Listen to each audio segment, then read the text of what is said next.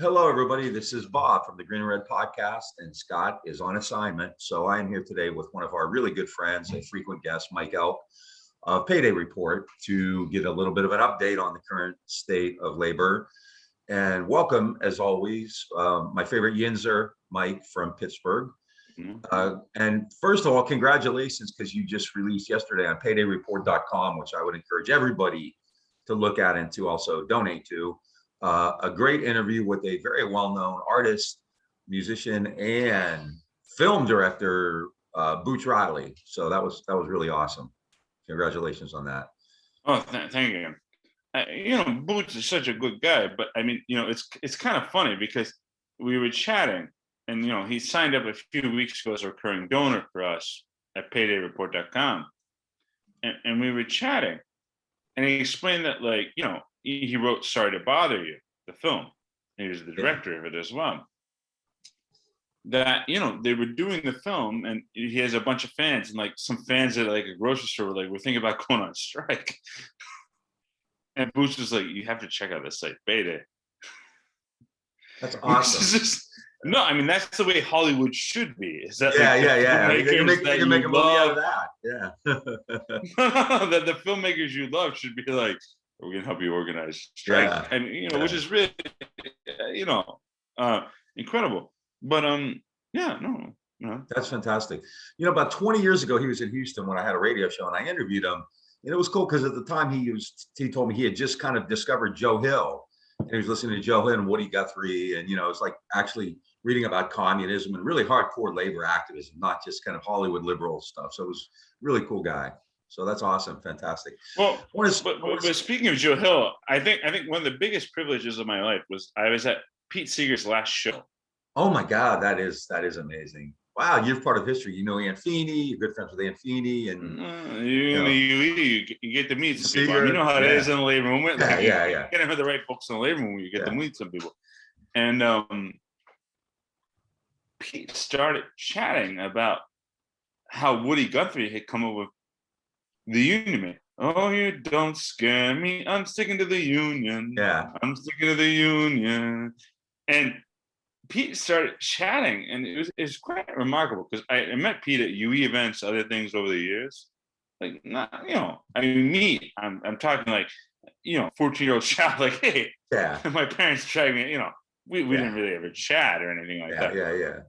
But Pete started chatting about that song, about Woody Guthrie calling him up and saying, "Hey, we got to go out to Oklahoma."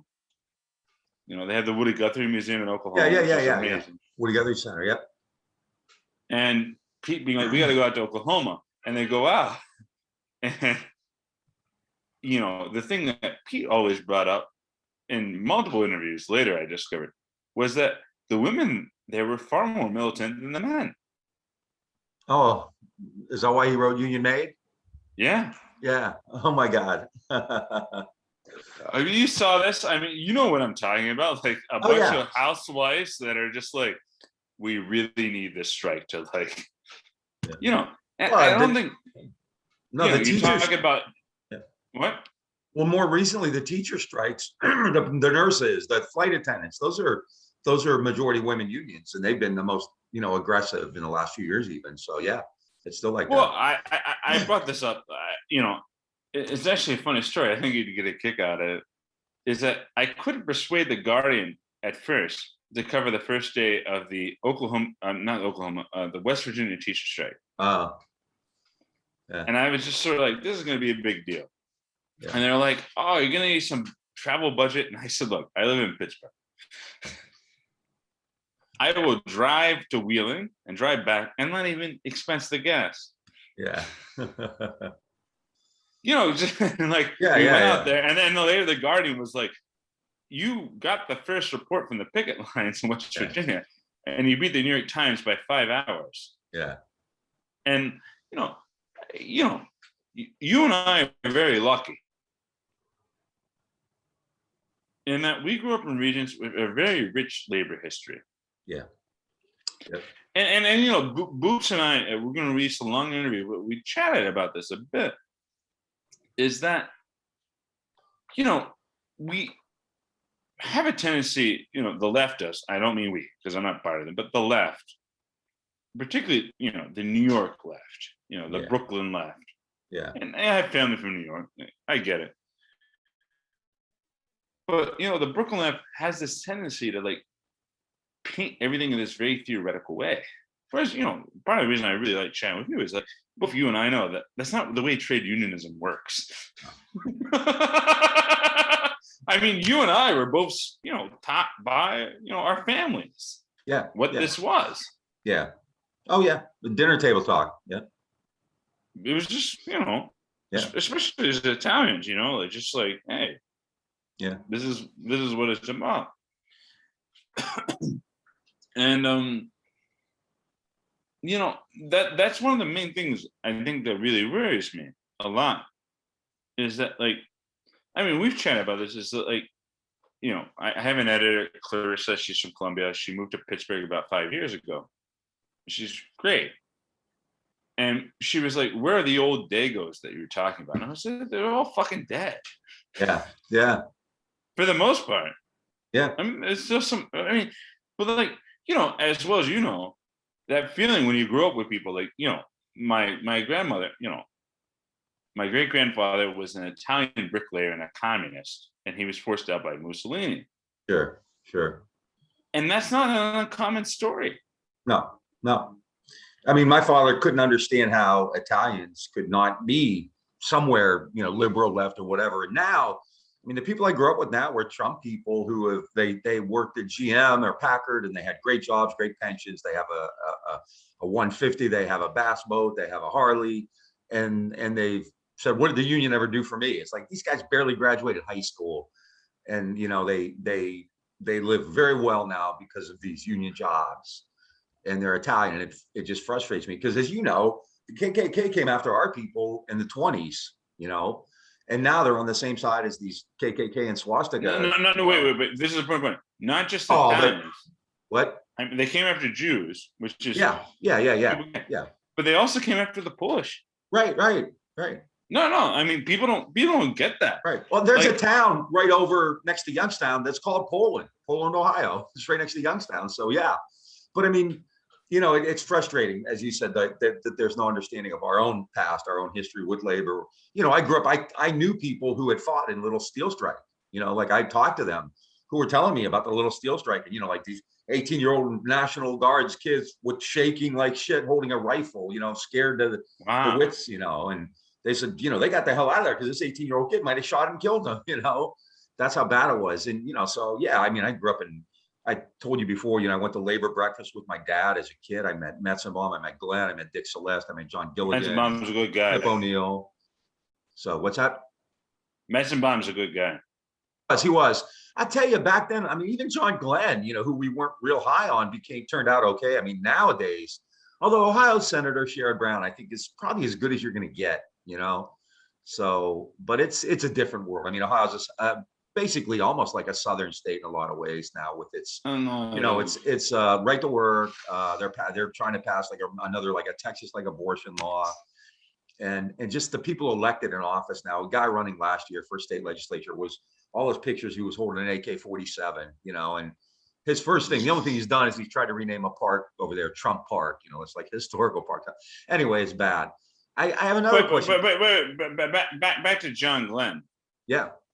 You know what needs to really be made into a movie, which I'm surprised isn't? You know who John Glenn's wingman was in Korea? No. Ted Williams. Oh, was he? I knew Ted Williams was in Korea. I didn't realize they fought together. That's wild. Ted Williams is half Mexican. Yes. Which people don't realize about him. People don't, his mother is Mexican. Mother, yeah. And what's really interesting is that, and I've read a lot about baseball during World War II, and I've done a lot of research, is that in World War II, at first, Ted Williams qualified as not draft, right. They couldn't draft because Ted Williams was the sole income provider for his mother. Yeah. In 42, which is, in 42, most baseball players didn't, because Roosevelt gave this great speech, like, we need to get baseball, keep going. Right. This will help the troops. And it was true. The troops were, overseas, and they were being the sporting news used to do these things like send a subscription to, Yeah. our boys overseas, and and so Ted Williams, it's quite interesting, got so much shit because in 42 he didn't volunteer. Yeah. Whereas Hank Greenberg, the great Jewish hitter, did. Right. And as well as Jimmy Stewart, the health story. Right. Glenn Miller was doing, volunteer stuff when he got shot down. Well, I mean, the story about Jimmy Stewart, and when I watched It's a Wonderful Life, which moves me so much as somebody who's in combat and somebody whose grandfather was a Normandy veteran, is that It's a Wonderful Life. Jimmy Stewart in April 41 got drafted. He went in for the examination. He was fired up about it. He wanted to join, because Jimmy Stewart was a qualified pilot. He went in and they were just sort of like, you're too skinny. We can't take you. Jimmy Stewart got rejected 2 times. And then finally, like on the 3rd time, like he went in the 3rd time, like he got a weight trainer, helped him put on weight, that kind of shit. He went in the 3rd time and they said, you're still too skinny. He says, I'm going to go out and I'm going to grab lunch. I'll come back. So he comes back and he finally passes it. And the thing about Jimmy Stewart, which I love about Jimmy Stewart, is that people don't realize this, is that like, when I watch It's a Wonderful Life, and, I'm thinking particularly as somebody who's in combat, has dealt with PTSD. Jimmy Stewart and It's a Wonderful Life, that was filmed in 46. Jimmy Stewart had flown over 50 combat missions over Germany. And they kept denying him and saying, like, we can't, you just won Best Actor in, 1940. We can't, like, if you died, it would be, it'd be a PR coup for the fucking Nazis. And he's just like, my father fought in World War One, my grandfather fought in the Civil War, like, I'm a Yinzer, like, I'm from West Virginia, like, what the fuck? Are you going to kick me out of the fight?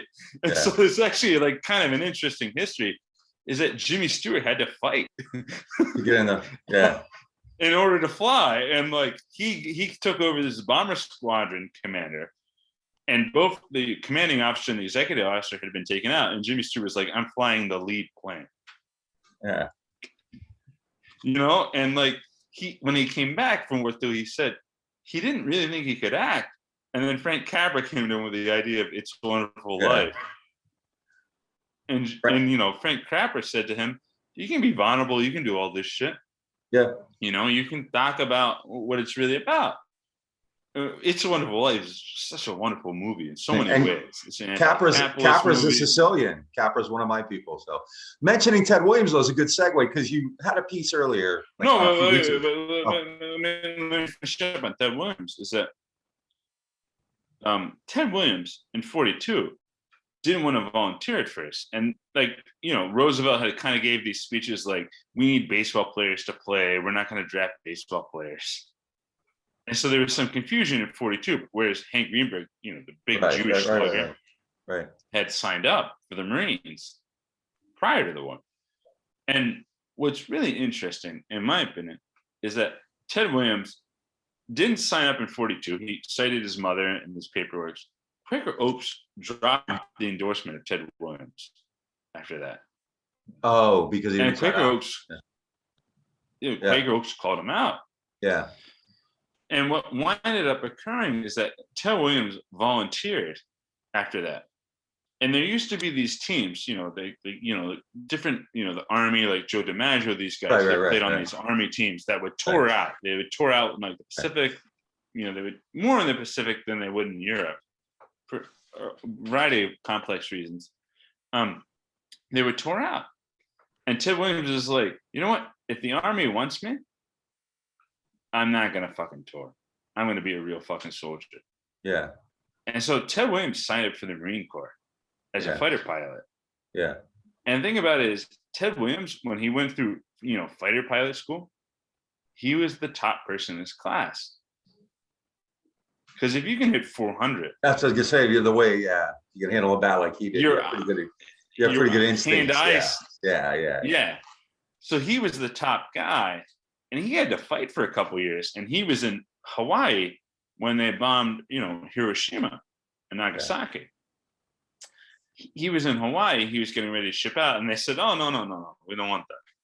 So he spent 3 years in the Army, and then he played in the 40s, played in the early 50s, and then he was part of the inactive, ready reserves of the Marine Corps. And so in 52, Ted Williams gets called up to go serve in Korea, and he's pissed. He thinks the Korean War is bullshit.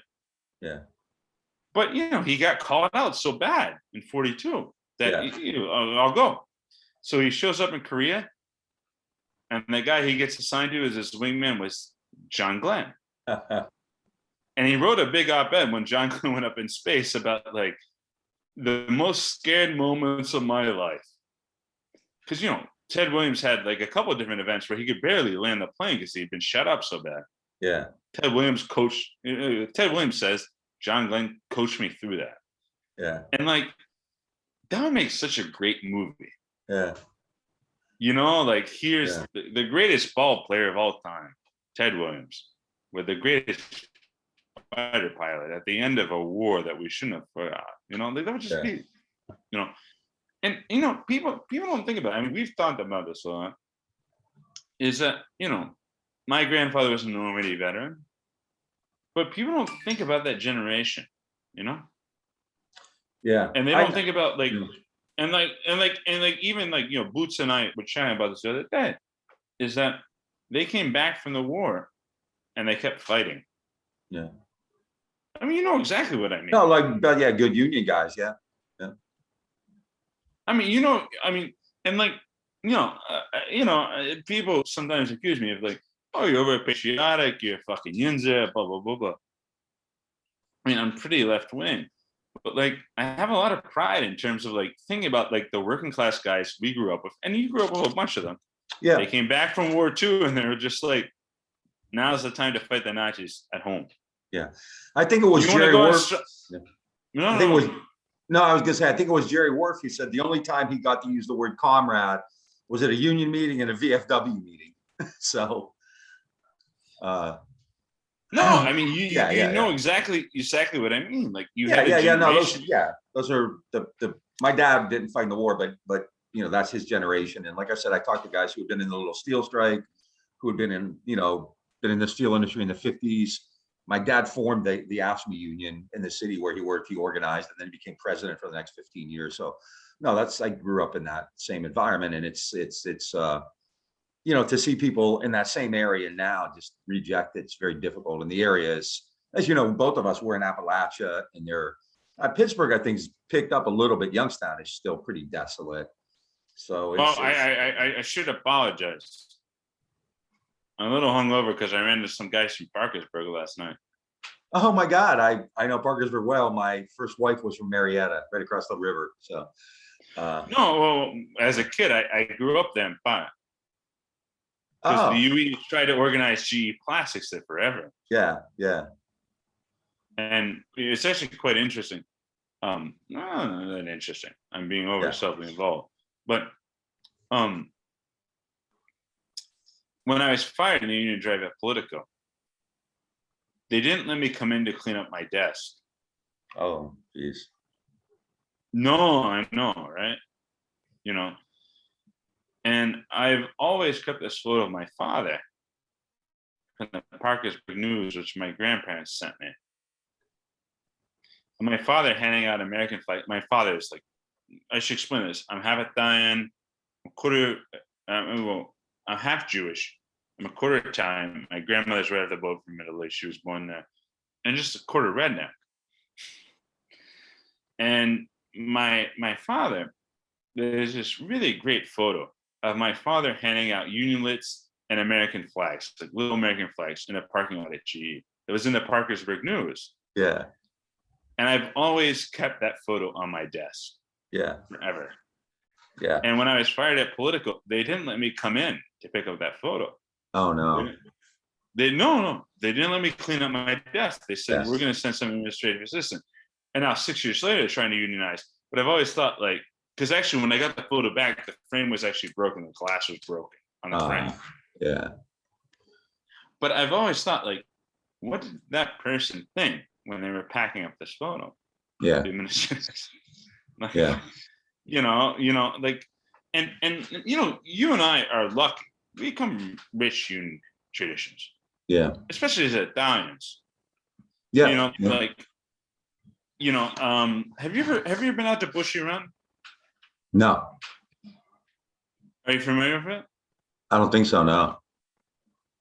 So the Battle of Bushy Run was where the British, after winning the 7 Years' War, which we call the French and Indian War, Right. decided we're going to massacre our indigenous allies. And we're going to do this spot, like Greensburg, right? Yeah. It's about 10 minutes outside of Greensburg. Okay. So we're going to massacre our indigenous allies. And there was a small town reporter who wanted, like, during, the Work Progress Administration, to build a museum there. And, they called them up, they chatted, and they ended up getting money from FDR to build a museum there. Okay. My grandfather was an exiled communist bricklayer union leader. Yeah. Him and his crew went out there and they built the museum. Yeah. And whenever I go out there, because people are always like, wow, this is a great little park and, it's pretty historically accurate. I always think of my great-grandfather, who lived a bunch of building it. Yeah. With his paisans, like. Well, yeah, a lot of the times we're Masons. Yeah. Yeah. You know what I mean? Like. Yeah. No, absolutely. Absolutely. What I want to ask you another baseball question though, because you mentioned Ted Williams. It's about Roberto Clemente, who I've followed. I've always been admired him, and I was screwed up this year when they had Roberto Clemente Day. That's usually on his birthday, but this year it wasn't. So I thought that was his birthday on September 15th, but it wasn't. But no, yeah. The way they do Clemente Day is fucked up on a lot of levels. When they should retire his number, One, just like they have Jackie. I think they should retire his number, just like Jackie Robinson's, right? Number 21. Well, at any rate, but you wrote a piece about it, and I've always admired Clemente. He lost his life taking supplies to Nicaragua after the earthquake. Well, but that's they sanitized the politics of why he went. Right, exactly. Which is that he had been in Nicaragua a few months prior to that, coaching the Pan Am Games. Right. And they really over sanitized that because he was really critical to samosas when he was there. Yeah. And he was like, you know what? I'm going to fly with these supplies, and then, and I'm going to, I'm Roberto Clemente. Right. I've hit 3,000 hits. I'm the most famous Latino ball player of all times. As this period in the early 70s. Right. I'm flying in there. I'm going to inspect it personally. Yeah. And that's like, because, they run all this shit, on the local sports channel about blah, blah, blah. Clemente was a great humanitarian. And I was like, he was a great fucking activist. Like MLK, when MLK would go to Puerto Rico, he would stay on Clemente's farm. Yeah. Which I think needs to be made into a Netflix movie. I mean, imagine a movie like the Clemente MLK weekends they used to have. Well, I mean, the whole Pirates team was inherently political, right? First team to have non-white players starting. But the part I didn't know was about Clemente's role with Curt Flood, which, and I followed this closely. So that was really a beautiful story, and I admired him even more. One of my best friends in college, and we're still very close, is Roberto, who's a huge Clemente fan and big fan of all the Puerto Rican players. I'm actually one of my favorite players ever, Bernie Williams, who's Puerto Rican. But you want to talk that Curt Flood story? I didn't really. But yeah, Bernie Williams is Puerto Rican, yeah. I never saw this. Only when Derek Jeter got into the Hall, like Bernie was playing. Oh, he's amazing. He's like his second career may be better than his first career. He's incredible. He's won a Grammy, I think. But oh no, he did. Yeah. But and before you tell the Roberto Clemente, I want to say one other thing, because you mentioned Ted Williams earlier. There was some kind of years ago, I don't know, 10, 15 years ago, somebody did like an all-time Latino team, basically. And Ted Williams was on it because most people didn't know. Like you said, his mother was Mexican. Reggie Jackson was pissed off about that. I remember that because I guess they picked the all-time best player, and it was Ted Williams. And Reggie thought it should have been him. Fuck Reggie. I mean, Clemente, really. But at any rate, do you want to tell But wait. You read the story I wrote. Yeah. That's what I said. You want to tell that because it just blew me away. The whole Wait, Curt can I get a Flood. glass of water? Wait, can I be right Yeah, back? sure, I'm sure, gonna get a sure, glass of sure. water. I'll put it on Sounds good. pause. Yeah, absolutely. Okay. So, Clemente, you grew up in Youngstown. You grew up around the same shit I did. I don't know how you became a Yankees fan. I'm quite fascinated. But, All the Italian you know, players. I DiMaggio, have Berra, Rizzuto, yeah. I have a lot of questions about that. But you know who's a real hero of mine is Yogi Berra. Oh, my father's favorite. Yeah. He's a D-Day. Yep. Later in life, Yogi actually. Imagine being a D-Day with Yogi Berra. Berra, I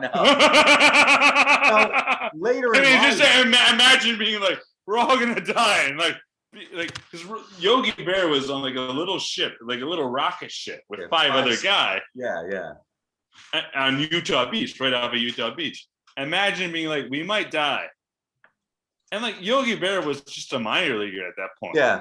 Yeah. But I just can't imagine the conversations. I mean, Yogi Berra must have been cracking these guys in the ribs. Later in life, Yogi spoke out about civil rights, gay rights, all. I mean, he was legit his whole life. So, but underrated in so many ways because people think he was an Italian idiot. I think he's the best. Oh, he's a smart guy. No, but you know what I mean. Like as Italians, like we play like I have an editor. She's Latina, Colombian, and I try to be like, oh, my grandmother's right. They're both from Italy, but like they really treat the Italians like fucking idiots. Yeah. No, you know what I mean. Like, you read. Yogi was Casey Stengel's brains. He sat next to Casey Stengel. Yogi understood baseball and everything. I mean, everything he invested in, everything he did. But he's a really, really good stand-up guy too, which I always appreciated. Loved him. But just think of being off a Utah beach. Yeah. On a little rocket boat with Yogi Berra.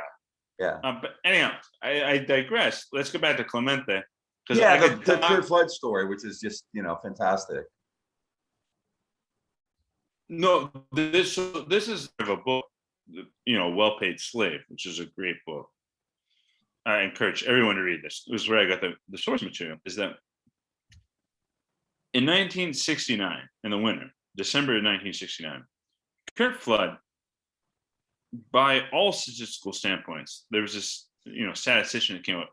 Curt Flood was the 9th best center fielder of all time from a defensive standpoint. He helped the Cardinals win 3 World Series, and he was the roommate of Bob Gibson. Right. Anheuser-Busch family owned. Right. Augie Busch. Sure. Yeah. And inseparable, even when you watch them today. I mean, there's no way to watch like a Cardinals game not be like, oh, Anheuser-Busch owns it. Yeah, sure. Curt was their big guy. And what happened, Curt's from Oakland, for Boots Riley. I should talk to Boots about this. But he was from there. He grew up there. He grew up playing ball there. And later in life, this, Curt Flood, for, your listeners that don't know who he is that Curt Flood was the guy, he got traded in 1969, the Cardinals, to the Phillies. Right. And his view is like, I don't fucking want to go to South Philly. They're going to be racist as fuck. These aren't people I want to deal with. I fucking helped you guys win 3 World Series. Why? I should have some sort of ability to determine my life. I help. From 1963 to 1969, Curt Flood won the Gold Glove every year. Yeah. By all accounts, he was the best center fielder of the 60s. It's just, I don't want to be traded. You know what? I'm going to challenge that. I'm going to go to court. We might go to the Supreme Court. And actually, people don't realize his lawyer, I forget the name of his lawyer, was actually the first Jewish guy appointed to the Supreme Court, who later stepped down, became, a Johnson official, blah, blah, blah. Oh, Ed Goldberg? Yes. Yeah. Abe Goldberg. That was his lawyer. Oh, I didn't know that. Yeah. So, he goes in front of the Supreme Court, he loses. Yeah. And he had a lot of other issues in his life. He had some serious alcoholism issues, blah, blah, blah. But Flood's there in this meeting in December 69, where he's asking the players union to get his back. And the players union is totally skeptical. In the middle of contracts talks, they've won some changes. Like, we don't hold your shit. Like this seems like you have, Curt Flood was also a painter. He was a hippie, all kind of shit. His wife, Judy Pace, was one of the first Black women on TV. Like, Curt, it's, and like, not only that, Curt Flood's brother was a heroin addict. Mm. And the season before they traded him, his brother, who was a heroin addict, had been involved in a high-profile chase with the cops, where he was shooting it out with the cops, and it was broadcast on TV. And so they wanted to get rid of him. Sure. And Curt was like, you remember when you used to have to go in for like the family portraits? Yeah. Like little photo studios.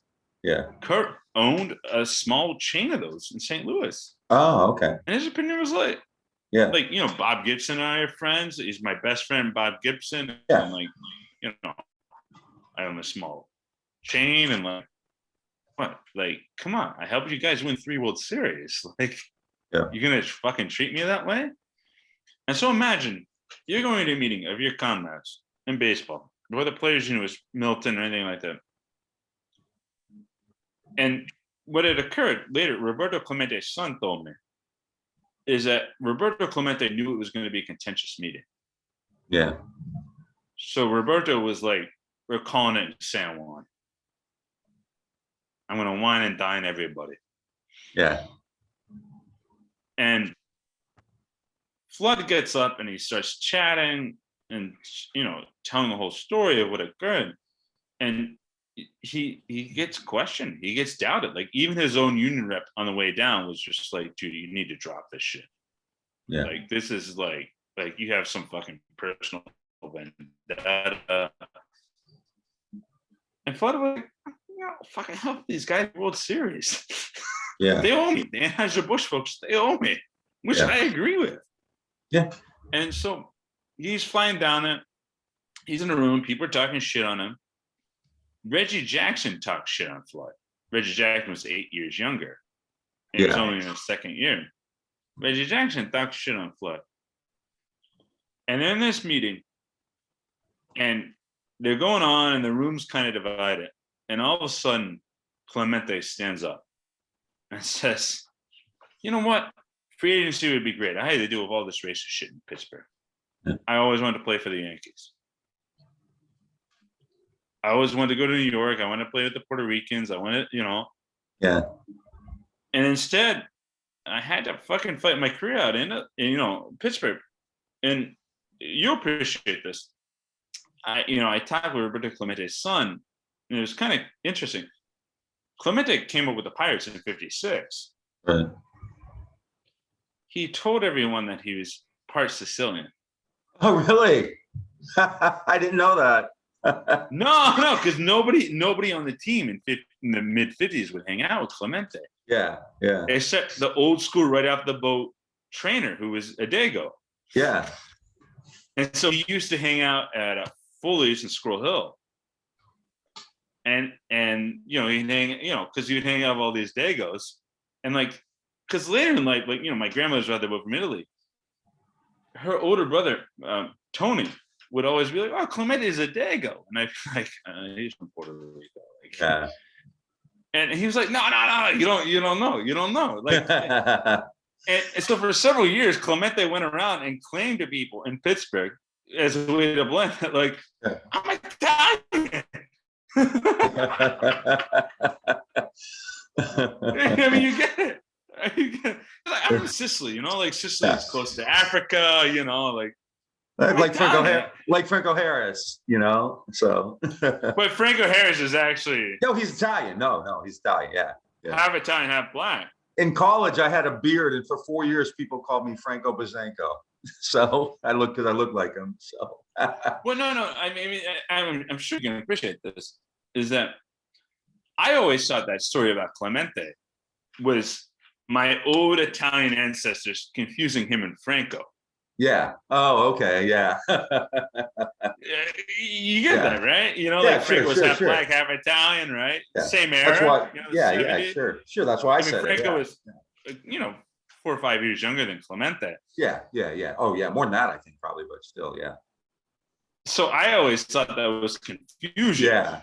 And then later, I started talking with Roberto Clemente Jr. He was like, no, my dad used to hang out at Fooley's in Squirrel Hill. Yeah. And the athletic trainer who was old school Italian right off the boat. Yeah. And the only people that really hang out with Clemente socially are old school Dagos right off the boat. Yeah. And I was like, wow, that's so wonderful. Yeah. You know, like there's few things. You know, the one really thing I really fear about is, I have an editor, Clarissa Leon. She's amazing. She's Colombian. She has to put up with my Clemente rants, which is just, I mean, imagine being Latina and being like, oh, I got this boss, he pays me, and he rants about fucking Clemente all the time. But, we discovered that, and I was like, wow, that's amazing. But it also gets to, like, a lot of the questions like both you and I ask is that, like, like it sounds like passe now, especially when you think about like New York Italians, like particularly New York suburban Italians, which terrible people in my opinion. Oh God, the Molinari and people like that. Yeah, yeah. Madigan, as you know. Yeah. Madigan is fuck. Yeah. And like, I mean, we say Madigan, like Wonder Bread wops, Yeah. Yeah. Yeah. My grandmother was an undocumented immigrant who came through Canada. Yeah. And like, you look at these folks, some of these folks that like now preach Italian culture, and it's just like you're rich and you live in the New York suburbs. That's not real Italian culture. Yeah. You're just around. My people, my family would refer to people as like they're Americans or they're white people. They're Medigans, they're white. Like, because not only we're Italian, we're Sicilian, so we are the lowest bottom of the social ladder. So, but yeah, I understand that totally. And that's why, like, seriously, like, my dad, the Yankees had Bear, they had DiMaggio, they had Rizzuto, they had, Tony Lazzeri, they had Frank Cressetti, Vic Arashi. So that was why, like, in my town, there were more Yankee than Indian fans, and we're like, 60 minutes away from Cleveland for that reason. And so, my dad knew every player who was like 1/16th Italian. He knew it. He knew everybody. Vince Lombardi was the best coach. Rocky Marciano was the best fighter ever. That was kind of his main criteria for anything. If you're part Italian, it was this great pride. And he couldn't understand how Italians could not be active and very, very aggressively pro-union. To him, that was part of being that, that immigrant experience, that first, second generation experience. You worked and you were part of the union. That came from that tradition, right? The Southern Italian tradition. It's quite interesting. We talked about this. The guy, guy, it's an interesting story. My father met him a couple of times. He was the UE Secretary Treasurer up until about 78. He was from Bridgeport, Connecticut. Well, not Bridgeport, around the central Connecticut. I don't think quite Bridgeport, but it was around that. And, I got assigned randomly, like the Greek Communist Party was like, we need you to write a historical paper on this guy. Like, we understand he has his archives at Pitt and, the University of Pitt, but yeah, can you go write a historical archive? You're from the UE. And, oh, fuck, I can't remember the guy's name. I'll send it to you. Yeah. But I think about him a good amount, chunk, in that this guy was old school Italian, and he was. What's really interesting about him is, I don't know if you know this, like the UE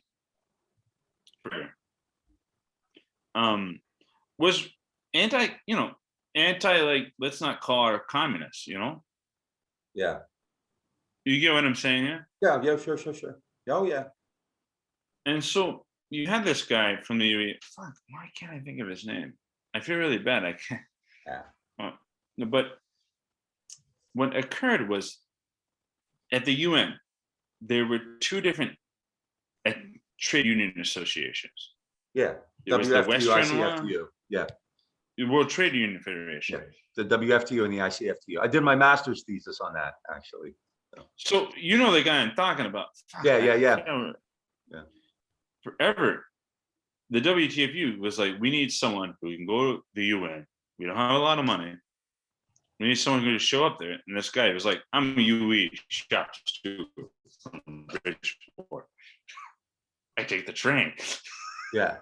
And so for 15 years, he was the main rep. And I was researching him. And, you know, he brings us up. He's like, and he said, what radicalized you? And he was like, I was 17 years old. And they electrocuted Sacco and Vanzetti. Oh, yeah. And everybody went out that night. And he says it. Everybody got shit housed. Everybody got too drunk, doing all that shit. And like, people don't think about Italian Americans in that way. Yeah. I mean, your father, my grandmother, that generation, like, because I think, you know, like Italians, Americans, you know, we have to deal with this Medellin shit of like, oh, you know, New Jersey suburbs, all this shit. And I'm just like, okay, that's not Italian American culture. That's not how you and I grew up, right?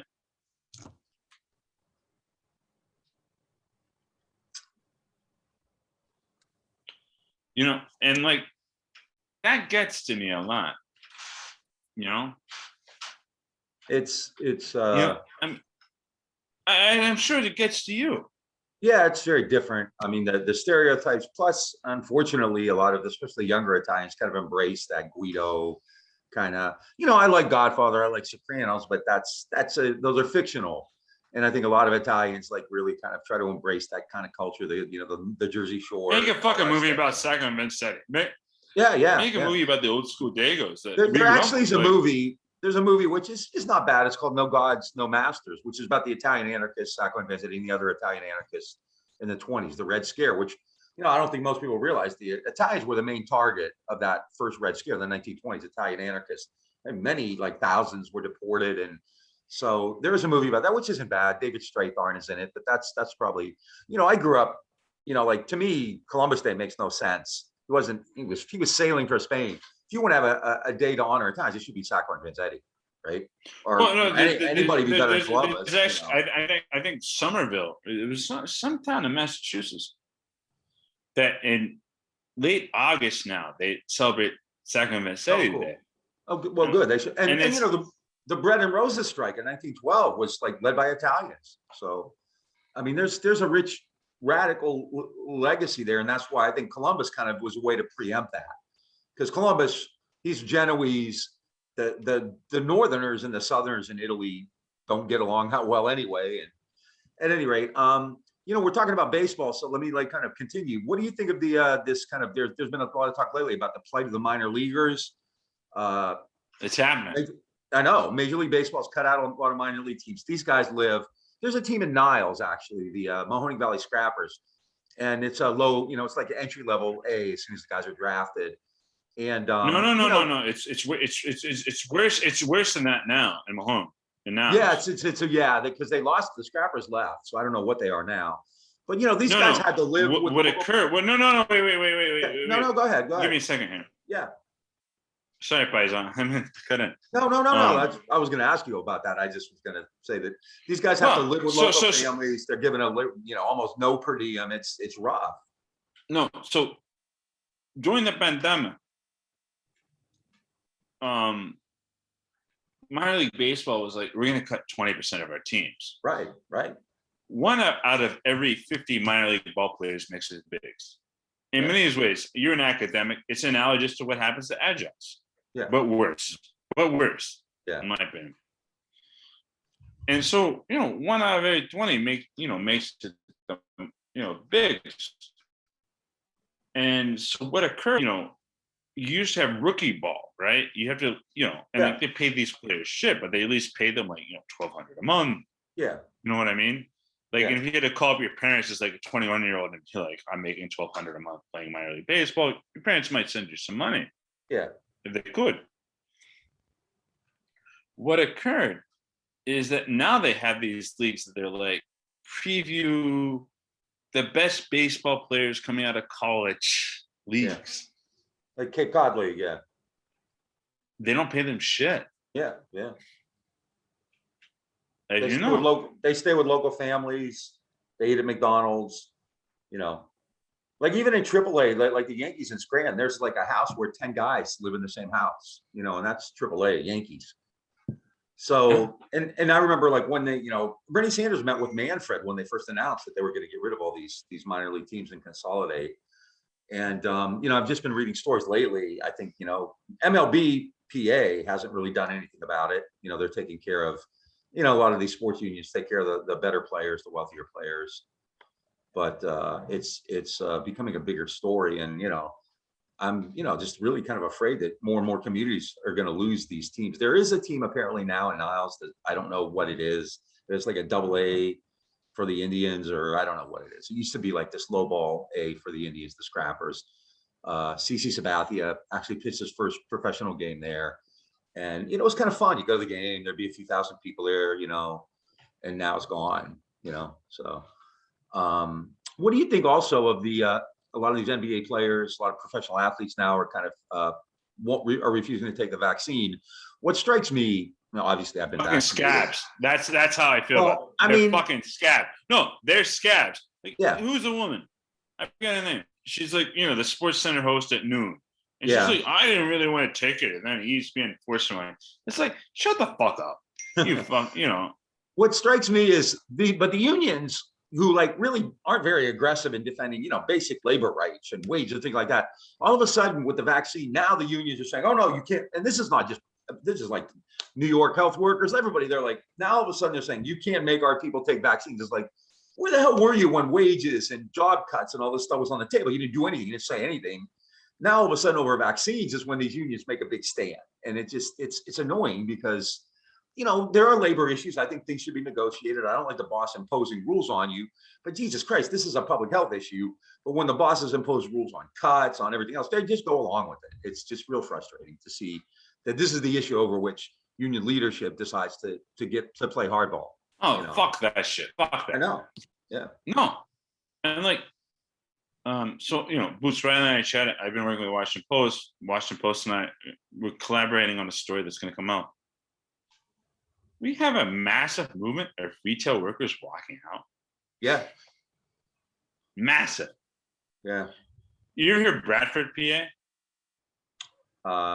Yeah, I've heard of it. Yeah, sure. Pitt has a branch campus there.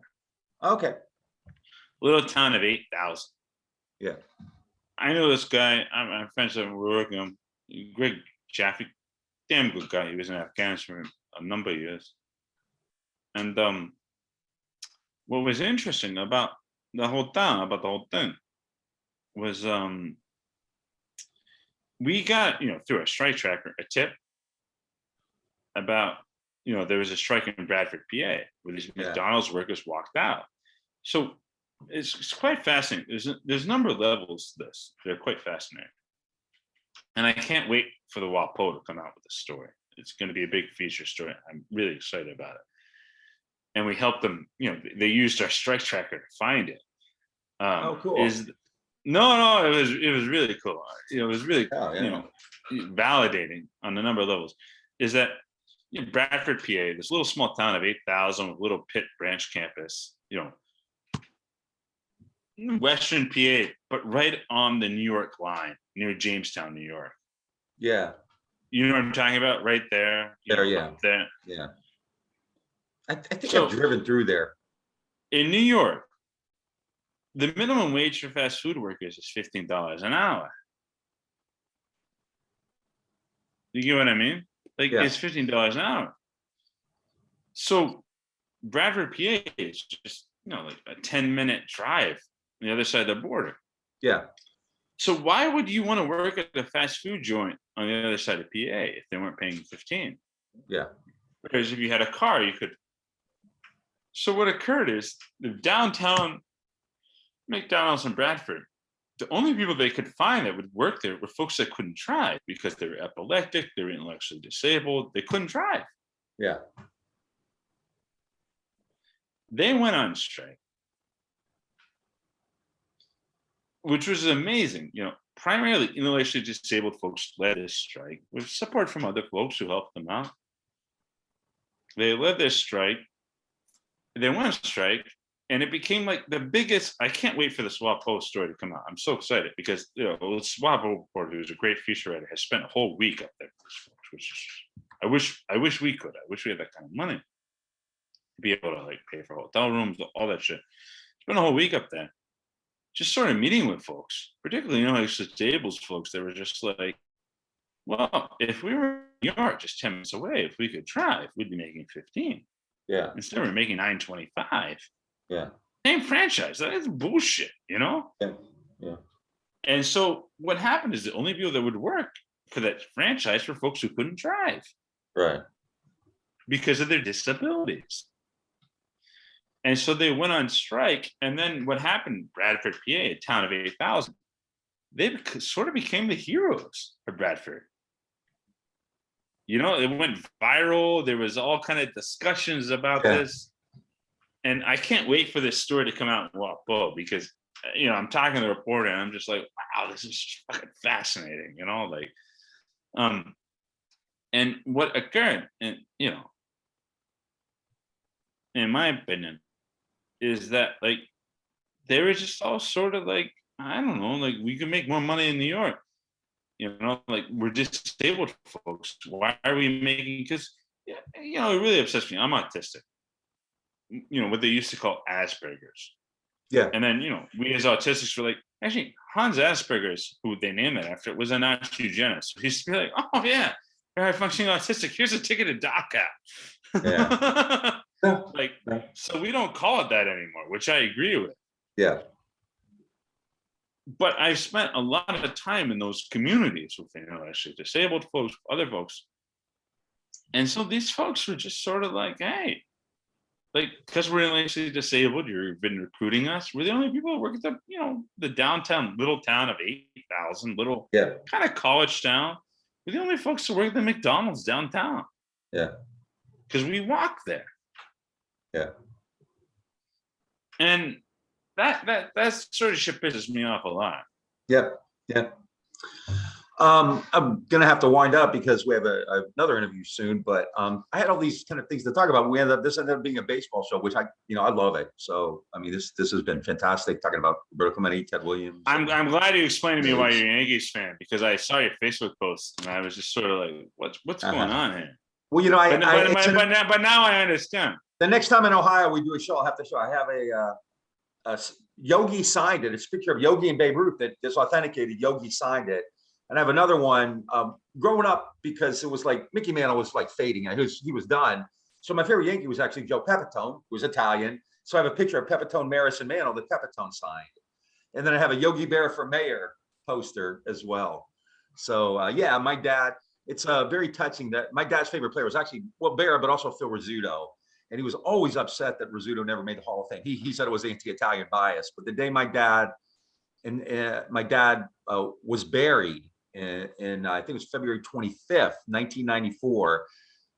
We just come back from the cemetery. We were eating, Italian funerals. And a friend called and he said, "You'll never believe this." I said, "What?" He said, "Phil Rizzuto was just elected to the Hall of Fame." It was on the day my father was buried. So that meant a lot to me, because my dad just told me stories about Phil Rizzuto and Yogi Berra and Joe DiMaggio and all these guys, Tony Ozera, Push 'em Up Tony, and Frankie Crissetti and all that. So yeah. In my town, like I said, they're Italians. They used to take buses, 3 or 4 buses would go up to Cleveland when the Yankees played. And there were more Yankee fans there than Indians fans, and especially the Italians were Yankee fans. So let me bring up this.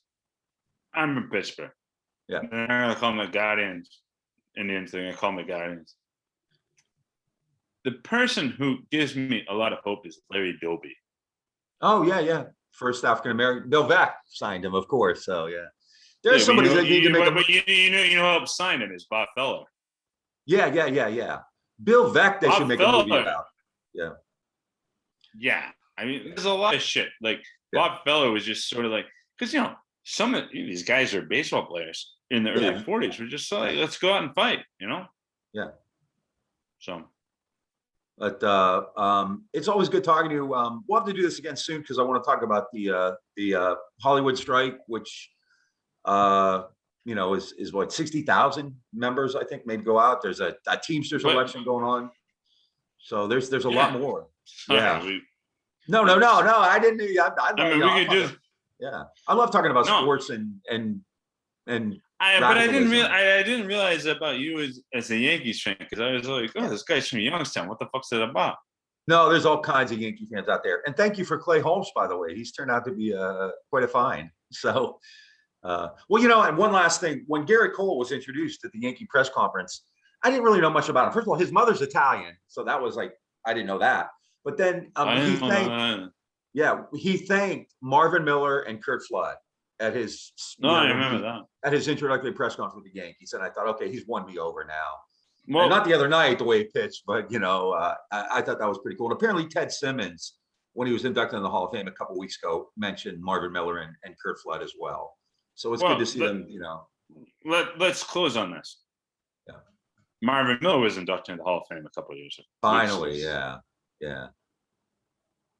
Except he told his children multiple times, including on his deathbed, that he didn't want to be there. Right. That, what happened is these guys from the other side of the river, the ball players, they walked across the river, they met these guys at the steel workers. Yeah. And Marvin Miller got assigned to help organize them. Yeah. And Marvin Miller's view was always like, if they induct me and not Curt Flood, that's bullshit. Yeah. I never played the game of baseball. I was a hired union professional. Right. What did I do? I did my job. Yeah. But one of the more so Kurt, Marvin Miller told his kids, don't attend. Right. If they ever induct me, don't attend the ceremony. Right. Which is admirable. Yeah. No, Marvin Miller is in the issue of sports. There's like people who didn't play, and among them, he's, I think, by far the most important. He really kind of changed the way athletes were treated. I mean, created free agency. You need to read this book. It's called The End of the Game as We Know It. Yeah. And it talks about how Curt Flood in like the mid 60s, because there was always, sort of a players union there. Yeah. Ralph Kinnear, you know who I'm talking about? Yeah, sure. So from the late 40s to the early 50s, the Pirates sucked. Yeah. But they had the greatest home run hitter of that era. Yeah. And there was a players association, and Ralph Kinnear was sort of the rep. And he was like, this is a company union. Like, we have to change some shit. Yeah. And so Kinnear went across the river to the steelworkers and met Marvin Miller. Yeah. And then later, what's also interesting, this is quite unusual. I don't quite know the whole story, and I haven't quite written about this. Is that meeting with Curt Flood. So Clemente was the first players rep for the NL. Part of the reason was that the players union rep for the Buccos was Jim Bunning. Oh. I haven't quite dug into this. I'm sure it's complicated. Jim Bunning, Hall of Fame pitcher who was a crazy Republican senator from Kentucky. From Kentucky, yeah. Mitch McConnell's kind of mentor. I need to read a little bit more about this, because there was this whole thing where Clemente gave up and gave the speaking on behalf of Curt Flood, and then Bunning was like, Clemente's right. Wow. And there's a lot, when you read about, the mid 60s, and you start reading about because, Bunning was with the Buccos forever. Yeah. Is that Kinnear was there just as sort of they had always had a players association, which is what they call it, and it was not a real union. They would meet with the management. Is that Bunning was the guy who was just like Ralph Kinnear, recruiting. And so I don't quite know the whole story there with Bunning. Yeah. But the fact that imagine you're in a meeting. I don't know the whole story. I need to do some more research on this. Imagine you're in a meeting, you're calling for a strike, calling for this huge fucking lawsuit. Yeah. And the first person who stands up on your behalf is Clemente. And then right after Clemente spoke, what I read of it is that right after that, Bunning was like, let's do it.